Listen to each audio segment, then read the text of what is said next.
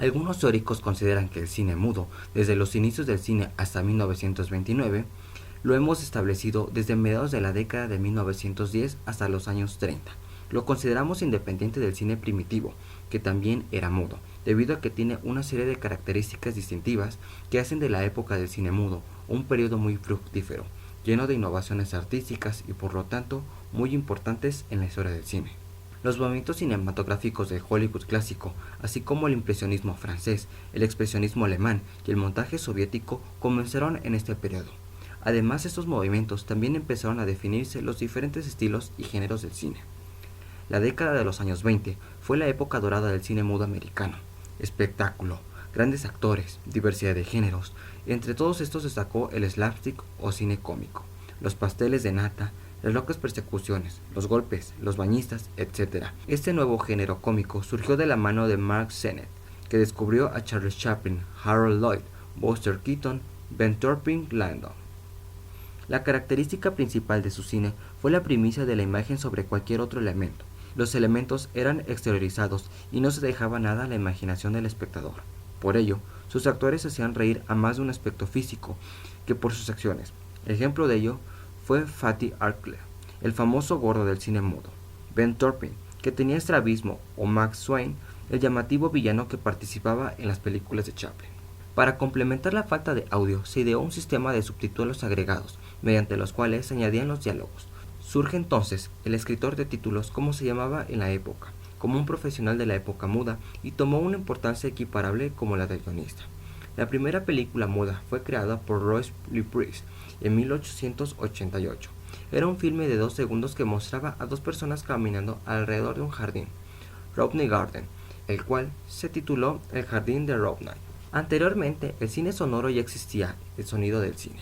Los cineastas y proyectistas se habían preocupado de ello, pues el cine nace con la voluntad sonora. En las primeras filmaciones cortas, en que aparecen actores y actrices bailando, el espectador no oye la música, pero puede observar sus movimientos.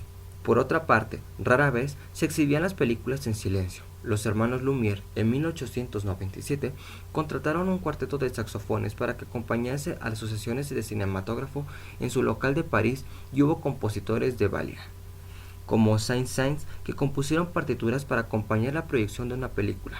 Músicos y compositores tenían en el negocio del cine mudo una fuente de ingresos. No solo la música, también los ruidos y acompañamiento tenían cabida en el cine mudo, por lo que algunos exhibidores disponían de máquinas especiales para producir sonidos, tempestades o trinar de pájaros. Cierto que este sistema era solamente posible en grandes salas, en ciudades o lugares de público pudiente, y escasamente podía apreciarse en pueblos o lugares alejados. Todos los instrumentos eran válidos para hacer música en el cinematógrafo, aunque el piano y la pianola eran realmente los más apreciados. Algunos experimentos habían demostrado que las ondas sonoras se podían convertir en impulsos eléctricos. En el momento en el que se logró grabar en el celuloide esta pista sonora, se hizo posible ajustar el sonido a la imagen y por lo tanto hacer el cine sonoro. En el año de 1893, el físico francés Demery inventó lo que se llamaba fotografía parlante. Charles Pathé, uno de los pioneros del cine, combinó el fonógrafo y el cinematógrafo, llegando a fabricar unas 1900 películas cantadas. Y también en la misma época, Léon Gaumont desarrolló un sistema de sonorización de films parecido, que presentó en la Exposición Universal de París en 1902.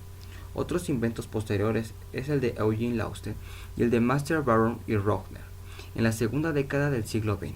Son importantes como pioneros o experimentos, pero no llegaron a un buen término a causa de la mala calidad del cine resultante o con problemas de la sincronización.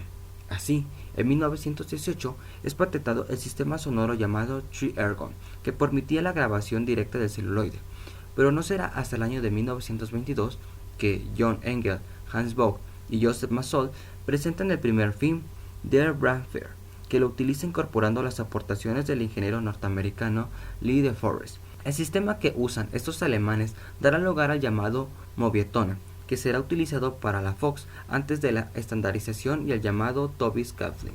En 1923, el ya mencionado Lee de Forest presenta su invento definitivo y establece las bases del sistema que finalmente se impulsó, el fonofilm. resolvía los problemas de sincronización y amplificación del sonido, por lo que grababa encima de la misma película. A pesar del éxito logrado por la proyección de una secuencia de The Cover Wagon, la falta de financiación postergó la implantación del invento hasta el año de 1925. Los empresarios que dominaban el sector no creyeron en él en aquel momento, por lo que la adopción del cine sonoro implicaba una fuerte inversión, ya que había que adaptar los estudios y todas las salas de proyección. En 1925, la compañía Western Electric decide apostar por Lee DeForest, y en el año de 1926 se inició la producción bajo la tutela de Warner Brothers, que con esta apuesta pretendía superar la mala situación económica. Y así, ese año se presentaban 5 cintas en las que la imagen convivía con el sonido gracias al sistema de Vitaphone, de sincronización disco-imagen. Estas consistían en un discurso de William Hayes, una pieza interpretada por la New York Philharmonic Orchestra, una pieza de violín tocada por Mischa Elman, una audición de la cantante Anneka C. y una película de Alan Crosland, Don Juan, de John Barrymore, como protagonista y en la que se había añadido una partitura interpretada por la orquesta antes citada. Las nuevas técnicas del espíritu creativo y emprendedor de los cineastas y la búsqueda más difícil todavía hizo que se impusiera el cine sonoro, acabando no sin dificultades y dejando a mucha gente en el camino con el cine mudo. Cuando el cine sonoro demostró su rentabilidad, las películas mudas, a pesar de su arte, quedaron condenadas a pasar a la historia. El cine mudo había durado tan solo 35 años. En 1926 se estrenó en Nueva York Don Juan, con efectos sonoros y una partitura sincronizada, y posteriormente varios cortos que fueron perfeccionando los dos sistemas, el Vitaphone de la Warner y la competencia el Movietone de la Fox. El 6 de octubre de 1927 se estrenó El cantor de jazz, considerada como la primera película sonora de la historia del cine, que hizo tambalear todos los planes del momento del cine mudo. Hacia 1930, el cine sonoro era hecho y el cine mudo había definitivamente vencido. Con la llegada del sonoro, también cambió el montaje de las películas y se formaron multitud de profesionales al amparo del mismo. De la misma manera que cambiaron los guiones, al añadirse la música y los sonidos del montaje, se hizo mucho más complejo. Antes había un trozo de película, la imagen. Ahora eran necesarios 2 trozos de película, la imagen y los diálogos. Se añadieron enseguida más bandas, las correspondientes a la música y los efectos sonoros. Todo esto se hizo posible gracias a la moviola, máquina de montaje. Y aunque existía antes la moviola muda, sin ella no hubiera sido posible montar películas musicales que tanto influyeron en los primeros momentos del cine sonoro. Desde sus comienzos el cine intentó llegar a color. Al principio, ya en 1896, se pitaban a mano fotograma a fotograma y se coloreaban manualmente, a veces con 4 colores distintos. La tarea era ardua porque el tamaño reducido de los fotogramas y porque una película normal de menos de un minuto empleaba a más de 1000 fotogramas. Ya en 1905, Pathé acopló el proceso de coloreados medios mecánicos por un laborioso sistema en el que a 4 copias originales, una por cada color, les hacía recortes una especie de plantilla estarcido con ayuda de pequeñas herramientas cortantes, las partes de la imagen que correspondían al color escogido.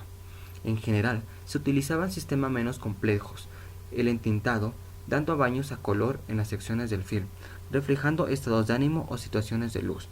Así se pintaba azul si la escena sucedía de noche, amarillo si era de día o rojo cuando había fuego.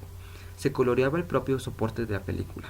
Las partes claras de la imagen ya no aparecen blancas, sino del color escogido.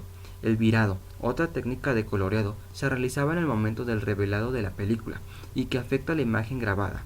En el virado, los blancos quedan intactos, ya que el color solo se fija en las partes oscuras.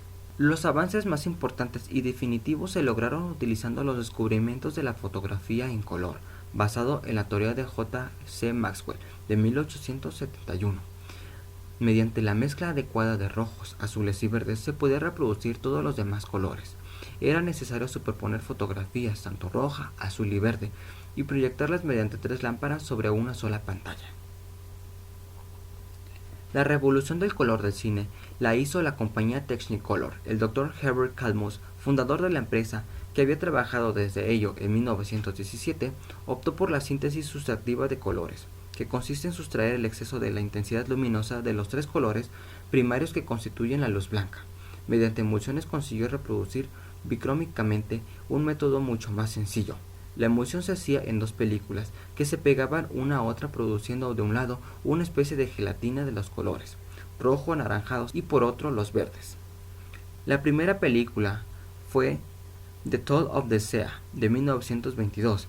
Es destacar que Los 10 Mandamientos de 1923, Ben-Hur de 1924, El Fantasma de la Ópera de Robert Gilliam de 1925 y otras, cuando se logró una película que no exigía pegar juntas las imágenes, sino que absorbía todos los colores, nació el verdadero Technicolor de 1928, que consiste en la impresión de colores uno tras otro sobre la película única para la proyección, y se utilizan precisamente los tres colores complementarios, el cian, magenta y amarillo, de la síntesis sustractiva, el azul asociado al verde de una paleta desconocido hasta entonces en la pantalla. En cuanto al rojo, saturado hasta el límite, permite reforzar la intensidad dramática, y ese rojo brillante es la firma del Technicolor. Sin embargo, la verdadera revolución del Technicolor fue la invención de la cámara filmadora que podía captar los tres colores juntos, pues la anterior cámara era excesivamente pesada y poco manejable. Solamente se construyeron 24 ejemplares en todo el mundo. La nueva cámara transfería los colores cian, magenta y amarillos a la copia definitiva. El primero en utilizar el nuevo procedimiento fue Walt Disney para sus Sinfonías Tontas de 1932 y siguió usándolo para muchos de sus restantes dibujos animados. Se considera que el primer largometraje del verdadero Technicolor fue La Feria de la Vanidad de 1935 de Robert Mowgli. La aparición del Technicolor fue un procedimiento más frecuentemente utilizado para la realización de películas en color. Se remota en 1932, año en que se introdujo el sistema tricromático. Las películas musicales, aunque el color tocó todos los géneros, por razones de ahorro y de la guerra, fueron las que más se beneficiaron. Los directores en general, por ciertos miedos al riesgo por la Technicolor, eran 50% más caro. Siguieron bien hasta la entrada de los años 1940, filmando mayoritariamente en blanco y negro. La Segunda Guerra Mundial afectó gravemente la industria del cine en color, sobre todo en la Gran Bretaña, que se habían producido varias películas de éxito. Los Cuatro Plumas de 1939 y El Ladrón de Bagdad de 1940 de Alexander Korda. Durante la guerra, la mayoría de los directores volvieron al blanco y negro. El color volvió a ser masivo en la década de 1950, buscando contrarrestar los efectos de la televisión sobre los espectadores.